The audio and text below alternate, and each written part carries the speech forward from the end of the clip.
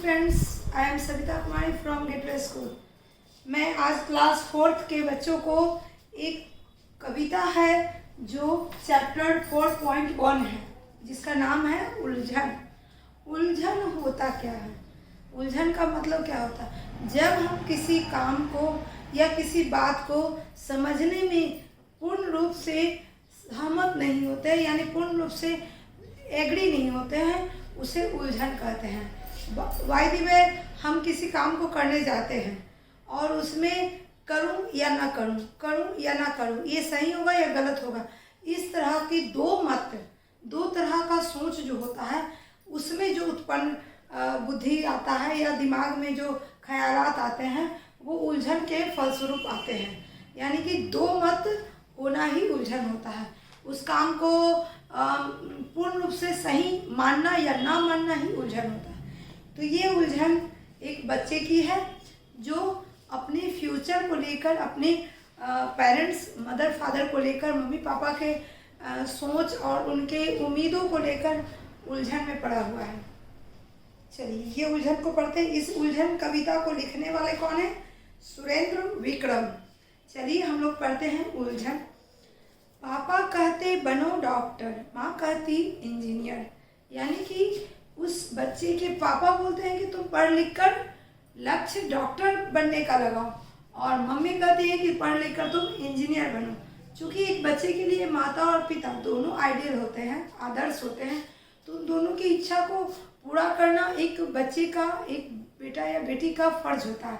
लेकिन जब दो तरह के मत होते हैं तो वो बच्चा उलझन में पड़ जाता है कि मैं आखिर बनूं क्या, डॉक्टर बनूं या इंजीनियर। आगे देखते हैं।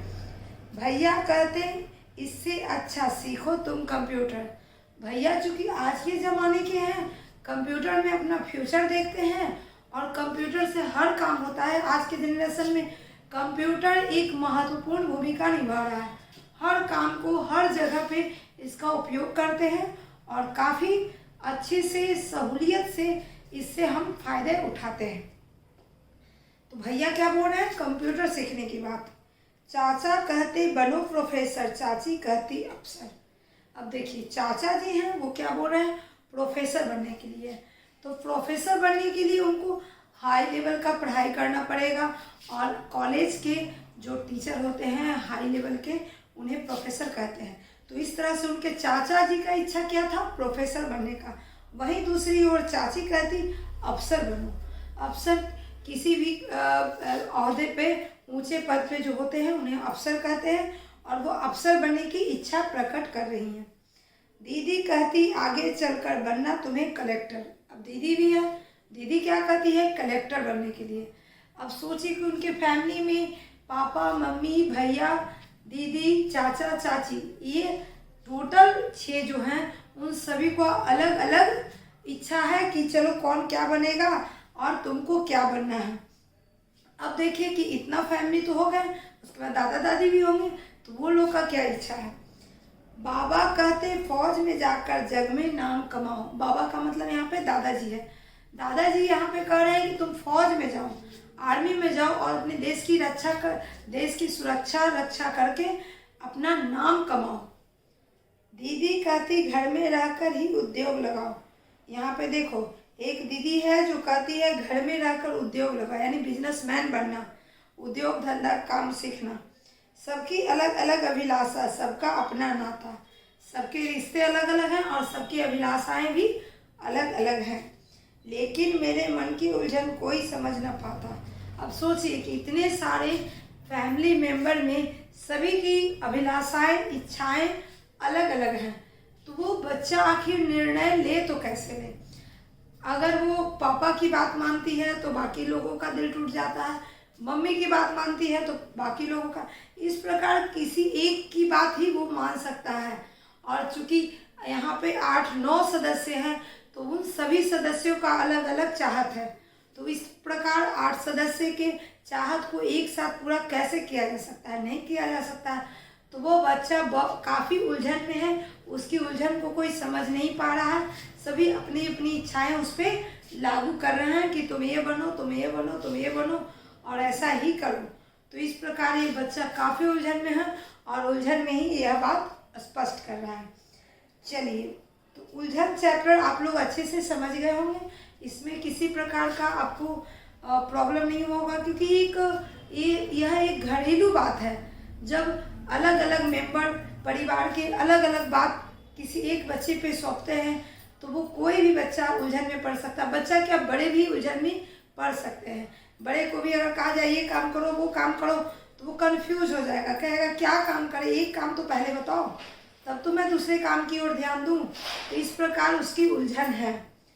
चलिए, इसके आगे एक छोटी सी कहानी है, मुझे लगता है कि इसको भी आज पढ़ लेना चाहिए। जिस कहानी का टॉपिक है यह आपका है पार्ट चैप्टर हो गया 4.2। 4.2 में है एक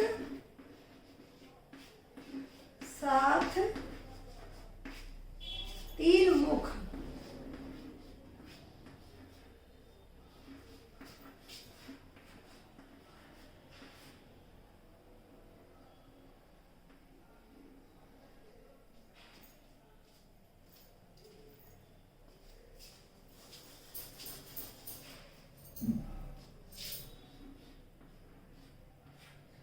एक साथ तीन सुख। ये सुख क्या होता है? सुख होता है एक गुड फीलिंग्स, अच्छा फीलिंग्स, हैप्पी होना, गुड फीलिंग्स महसूस करना। ये तो इस एक छोटी सी कविता है जिसे हम लोग कविता नहीं, कहानी है, जिसे बच्चे काफ़ी आनंद लेकर नंदन बुक में भी पढ़ते हैं। इस तरह का पिक वाले कहानी, जिसको कहानी को समझने के लिए पिक देखकर भी कुछ आइडिया मिलता है। तो इस प्रकार 4.1 पढ़नी है तो 4.2 भी मैं इस वीडियो में ही बता देती हूँ, क्योंकि यह ज़्यादा बड़ा है नहीं कि ज़्यादा समय लगेगा। तीन यात्री किसी शहर में से जा रहे थे, यानी कि तीन यात्री हैं जो किसी शहर से जा रहे थे। तभी एक सिक्का दिखाई दिया, यानी कि पैसा, सिक्का जो होता है वो रास्ते पे गिरा दिखाई दिया। हम सब ने इसे एक साथ देखा, इसलिए यह हम सबका है। अब एक साथ किसी चीज़ पर नज़र पड़ेगा तो चूँकि हम लोग जानते हैं कि कोई चीज़ गिरा हुआ पाते हैं तो कहते हैं वो मेरा है, वो मेरा है। लेकिन एक साथ जब तीनों का नज़र पड़ा तो वो उसने क्या कहा कि यह हम तीनों का है। हाँ, क्यों ना हम कुछ खरीद कर आपस में बांट ले, यानी कि उस सिक्के से कुछ खरीद कर आपस में बांट ले। ठीक है, पर क्या खरीदे? मेरा तो मन है मीठी चीज़ खाने का कर रहा था। एक ने कहा कि मुझे मीठी चीज़ खाना है। ठीक है, पर कई मीठे चीज़ें खरीदेंगे, पर मुझे तो प्यास बुझाने के लिए कुछ चाहिए, यानी कि एक ने कहा कि मुझे प्यास बुझाने के लिए कुछ चाहिए। एक मिठाई ही बहुत है, मुझे तो कई चाहिए, यानी कि एक ने कहा कि मीठा खाना, एक ने कहा कि मुझे बहुत सा खाना है मिठाई, और तीसरे ने कहा कि मुझे प्यास लगी है, मुझे पानी पीना है या कुछ खरीद कर, जिसे कोल्ड ड्रिंक वगैरह होता है उससे प्यास बुझाना, मुझे प्यास लगी है। अब तीनों सिक्का एक है और तीनों का पसंद अलग अलग हुआ। तो इस प्रकार देखिए क्या होता है, क्या बात है। वहाँ पे एक बुजुर्ग आदमी थे, जब तीनों को बात करते सुने तो उन्होंने पूछा कि क्या बात है, आप लोग झगड़ क्यों रहे हो? इस तरह से बहस होने लगा, और बहस होने पर वह बुजुर्ग आदमी पूछने चले हैं। तीनों ने बूढ़े को समस्या बताई। अरे बस इतनी सी बात, बड़ा आसान सा उपाय है, कुछ अंगूर खरीद लीजिए, ये तो मीठे हैं, ये तो बहुत सारे हैं और ये मेरी प्यास बुझाएंगे। यानी कि अंगूर ऐसा फल है जो मीठा भी होता है और कम पैसे में एक गुच्छा के जैसा मिलता है, जिसको काउंट करने पर बहुत सारा दिखाई देता है और उससे प्यास भी बुझती है। एक बुजुर्ग ने हमारी समस्या बड़ी आसानी से हल कर दी। देख लीजिए कि जिस बात के लिए तीनों बच्चे झगड़ा कर रहे थे, एक बुजुर्ग ने उसकी समस्या को चुटकी बजाते हल कर दिया। इसीलिए तो कहा जाता है कि जब हमारे सामने किसी तरह की समस्या होती है तो हमें अपने से बड़ों का राय विचार लेना चाहिए, उनकी अनुमति लेनी चाहिए, उनसे सलाह करना चाहिए, क्योंकि उनका अनुभव हमारे से बहुत ज़्यादा है। वो दुनिया में बहुत सारी चीज़ों को वो अनुभव कर चुके हैं, जिससे उनके अंदर तजुर्बा का भाव है। वो हर चीज़ को समस्या को समाधान करने में सक्षम है। उनके अंदर वो तजुर्बा की वजह से वो उस समस्या को समाधान अच्छे से करेंगे। चलिए, आज की वीडियो के लिए हम लोग दो चीज़ पढ़े, एक उलझन और एक एक साथ 3 सुख, 3 सुख हुआ ना, एक ही फल में वो 3 सुख मिला।